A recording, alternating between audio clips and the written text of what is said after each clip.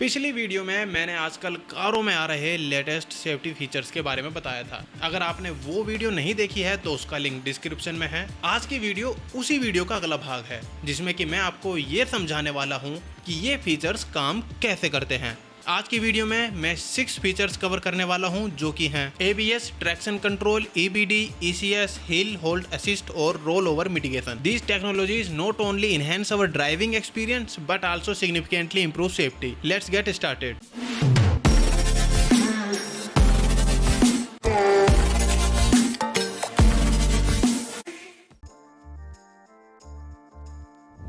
शुरुआत करते हैं ABS से क्योंकि यह सबसे कॉमन फीचर है आज के टाइम में। वैसे तो इस फंक्शन की शुरुआत 1978 में आई मर्सिडीज बेंज की W116 से हुई थी, लेकिन आज के टाइम में यह फीचर दुनिया के तमाम देशों में प्राइवेट कारों के लिए कंपलसरी हो चुका है। इस फीचर्स की मदद से हम इमरजेंसी ब्रेक अप्लाई करने के बाद भी कार से कंट्रोल नहीं खोते हैं क्योंकि ABS कार के टायर को सड़क पर स्किड नहीं होने देता है। क्योंकि अगर ब्रेक मारने पर टायर कार के रुकने से पहले ही घूमना बंद कर दे तो कार अनकंट्रोल हो जाएगी। इसलिए ABS एक जरूरी फीचर होता है। ABS काम कैसे करता है और क्या क्या इसके मेन कंपोनेंट होते हैं जानते हैं। व्हील्स स्पीड सेंसर, कार के हर व्हील में ये सेंसर लगे होते हैं। व्हील स्पीड सेंसर यह पता लगाते हैं कि कौन सा व्हील कब रुकने वाला है इमरजेंसी ब्रेक लगाने के बाद। कंट्रोल यूनिट इस जानकारी को प्रोसेस करता है और व्हील लॉकअप को रोकने के लिए ब्रेक कंट्रोल करता है। एक्चुएटर्स, देखो स्पीड सेंसर ने जानकारी दी कंट्रोल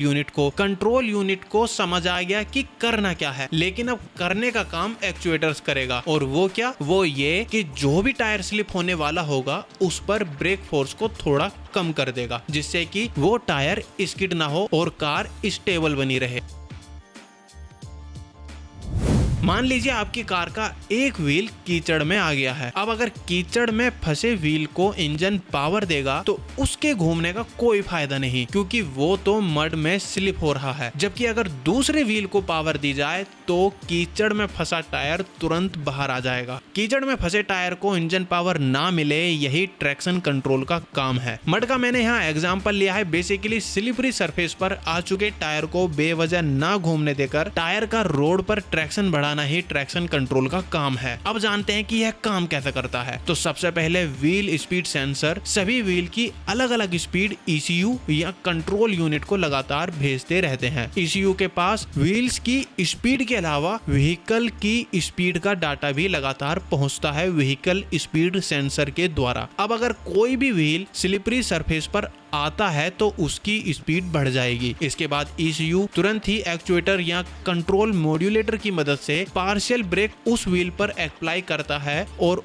उस व्हील से इंजन पावर को थोड़ा कम कर देता है जिससे कि इंजन पावर उन व्हील्स को मिले जो कि स्लिपरी सरफेस से बाहर हैं और कार तुरंत वहां से निकल जाती है। जब भी कार का ट्रैक्शन कंट्रोल काम करता है तब कार के क्लस्टर कंट्रोल पर यह साइन नजर आता है।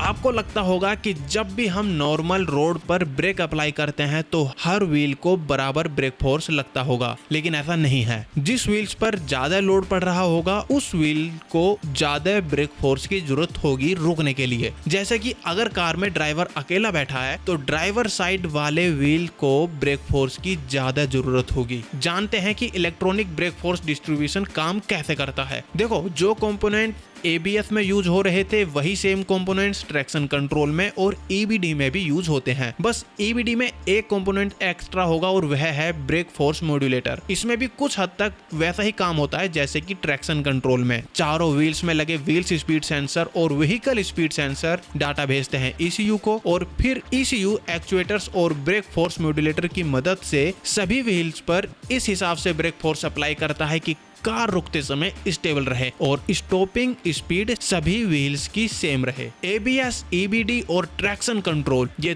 तीनों फंक्शन सेम कंपोनेंट की मदद से अपना काम करते हैं, लेकिन इनका काम अलग अलग होता है। अब हम आगे जानेंगे इनसे कुछ एडवांस्ड फंक्शन के बारे में जिनमें कि यूज होने वाले कंपोनेंट्स की संख्या बढ़ जाएगी, लेकिन उनके बारे में जानने से पहले हम कार के मूवमेंट के बारे में थोड़ा सा जानते हैं। कार में 3 तरह के मूवमेंट होते हैं। पहला रोलिंग मूवमेंट, ये कार पर ऊबड़ खाबड़ सड़क की वजह से लगता है जिसमें कार दाएं बाएं ज्यादा हिलती है। कार के लॉन्गिट्यूडनल एक्सिस पर। दूसरा, पिचिंग मूवमेंट, जब भी आप कार को ब्रेक लगाते हो या एक्सीलरेट करते हो तब यह महसूस होता है, यह लगता है कार के लेटरल एक्सिस पर। और तीसरा, याह मूवमेंट, स्टीयरिंग से कार को मोड़ते समय इसी मूवमेंट को हम फील करते हैं। और सिर्फ हम ही नहीं, इस याह मूवमेंट को फील करने के लिए कार में एक सेंसर भी लगा होता है जिसको याह सेंसर बोलते हैं, वह भी इसको फील करता है। अब ये जो फंक्शन है यह सही मायनों में कार को एक्सीडेंट से बचाता है। अच्छा, एक बात और कि हमेशा ऐसा नहीं होता है कि जिस तरफ हम स्टीयरिंग टर्न करें कार भी उधर ही टर्न हो जाए। ऐसा समझिए कि कार ड्राइवर कार को 100 किलोमीटर पर आवर की स्पीड से कार को हाईवे पर चला रहा है और अचानक से कोई व्हीकल सामने से आ जाए तो ड्राइवर बहुत तेज स्टीयरिंग घुमाएगा उस व्हीकल से बचने के लिए। और यही वो सिचुएशन होती है जहां ड्राइवर कार को चाहता है कि कार स्टीयरिंग के अकॉर्डिंग टर्न हो, जबकि कार सीधे जाना चाहती है। इसी सिचुएशन में आकर कार डिसबैलेंस हो जाती है। लेकिन इलेक्ट्रॉनिक स्टेबिलिटी कंट्रोल अगर कार में है तो वो कार को स्टेबल रखता है। अब सबसे पहली बात कि कार को कैसे पता चलेगा कि कार अनस्टेबल हो रही है, तो हम कार को किधर मोड़ रहे हैं यह स्टीयरिंग व्हील सेंसर पता करता है और कार मुड़ किधर रही है यह याह सेंसर पता करता है। और ये दोनों सेंसर अपना डाटा कंट्रोल यूनिट या ECU को भेज देते हैं। अब कंट्रोल यूनिट देखता है कि कार अगर ड्राइवर के स्टीयरिंग के हिसाब से नहीं जा रही है तो ECU या कंट्रोल यूनिट एक्चुएटर और ब्रेक फोर्स मॉड्यूलेटर की मदद से सिर्फ उन व्हील्स पर पार्शियल ब्रेक अप्लाई करता है जिसकी वजह से अनस्टेबल होने जा रही कार को स्टेबल किया जा सके। ये मैंने आपको बहुत ही आसान वे में बताया है। अदरवाइज इसमें wheel speed sensor, vehicle speed sensor, accelerometer भी अपना डाटा ECU को भेजते हैं और सभी डाटा के हिसाब से ही ECU काम करता है। इलेक्ट्रॉनिक स्टेबिलिटी कंट्रोल के ही दो वैल्यू एडेड फंक्शन हैं, जिनमें कि पहला है हिल होल्ड असिस्ट और दूसरा है रोल ओवर मिटिगेशन। जानते हैं इनके बारे में। जब भी हम अपनी कार को किसी स्लोप पर चढ़ा रहे होते हैं और हमें किसी वजह से स्लोप पर चढ़ते हुए ब्रेक लगाने पड़ते हैं। अब जैसे ही हम फिर से कार को आगे बढ़ाने के लिए ब्रेक से पैर हटाकर एक्सीलरेट पैडल पुश करेंगे तो इतने में ही ढलान पर होने की वजह से कार पीछे जाने लगेगी। एक्सपर्ट कार ड्राइवर ढलान पर कार को पीछे जाने से रोकने के लिए पार्किंग ब्रेक का यूज करते हैं। लेकिन अगर कार में हिल होल्ड असिस्ट फंक्शन है तब आपको कुछ भी करने की जरूरत नहीं है। मान लीजिए बिल्कुल सेम सिचुएशन है कि हम कार को किसी स्लोप पर चढ़ा रहे हैं, किसी वजह से हमें स्लोप पर ही ब्रेक लगाने पड़ते हैं। अब जैसे ही हम ब्रेक से पैर हटाते हैं तो कार तुरंत पीछे नहीं जाएगी। हिल होल्ड असिस्ट कार को 2 सेकंड या 3 सेकंड तक कार को वहीं रोके रखेगा और आपके पास पूरा समय होगा एक्सीलरेट पैडल को पुश करके कार को आगे बढ़ाने का। अगर बात करें इसमें यूज होने वाले कंपोनेंट्स की तो लगभग वो सभी जो कि इलेक्ट्रॉनिक स्टेबिलिटी कंट्रोल में यूज हो रहे थे। उनके अलावा टिल्ट सेंसर जो कि यह सेंस करता है कि कार स्लोप पर खड़ी है और दूसरा ब्रेक प्रेशर सेंसर जो कि यह सेंस करता है कि कब आपने ब्रेक पैडल पुश किया या रिलीज किया। इलेक्ट्रॉनिक स्टेबिलिटी कंट्रोल का ही दूसरा वैल्यू एडेड फंक्शन है रोल ओवर मिटिगेशन।